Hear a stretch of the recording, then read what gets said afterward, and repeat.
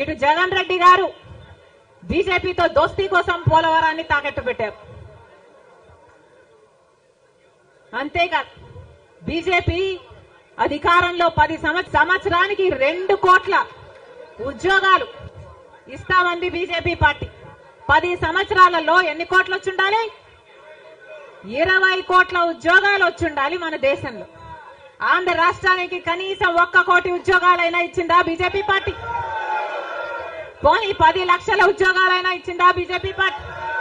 కనీసం 1 లక్ష ఉద్యోగాలైనా వచ్చినాయా? లేదు. ఆంధ్ర రాష్ట్రంలో 1 లక్ష అంటే 1 లక్ష ఉద్యోగాలు కూడా ఇవ్వలేదు బీజేపీ పార్టీ. ఉన్నవి కూడా ఊడాయి. బీజేపీ పార్టీ ఆ రోజు చెప్పిన మాట, రైతులకి ఆదాయము డబుల్ చేస్తామన్నారు. రైతుల ఆదాయం డబుల్ చేయడం ఏమో గాని రైతులకున్న ఖర్చులు 10 ఇంతలు పెరిగాయి. ఈరోజు అప్పు లేని రైతు ఉన్నాడా? అప్పు లేని రైతు ఎవరైనా ఉన్నారా అని ఎవరిని అడిగినా లేదమ్మా అప్పుల పాలైపోయాం. రైతు అన్నవాడు ఆత్మహత్యలు చేసుకున్నా గాని ఎవ్వడు పట్టించుకునేవాడు లేడు. మరి ఎందుకున్నట్టు బీజేపీ పార్టీ అధికారంలో ఏం చెప్పారు?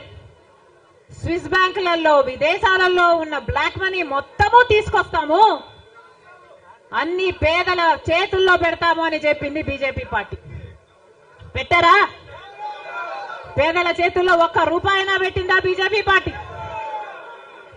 మరి ఎందుకు నమ్మాలి బీజేపీ పార్టీని? టీడీపీ పార్టీకైనా జగన్మోహన్ రెడ్డికైనా ఎందుకు చెయ్యాలి బీజేపీ పార్టీతో దోస్తి? ఎందుకు వాళ్ళ ఎమ్మెల్యేలు, ఎంపీలు, రాజ్యసభ ఎంపీలతో సహా బీజేపీ పార్టీ తొత్తుల్లాగా ఎందుకు మారారు? టీడీపీ పార్టీ అయినా వైసీపీ పార్టీ అయినా ఇద్దరూ కలుపుకుంటే వాళ్లకు చెందిన ఎంపీలు, లోక్సభ ఎంపీలు 25 మంది, ఆంధ్ర రాష్ట్రానికి చెందిన ఎంపీలు 25 మంది, 22 మంది వైసీపీ అయితే 3 తెలుగుదేశం పార్టీ. కానీ మొత్తం 25 మంది ఎంపీలు బీజేపీ పార్టీ చేతుల్లో ఉన్నారు.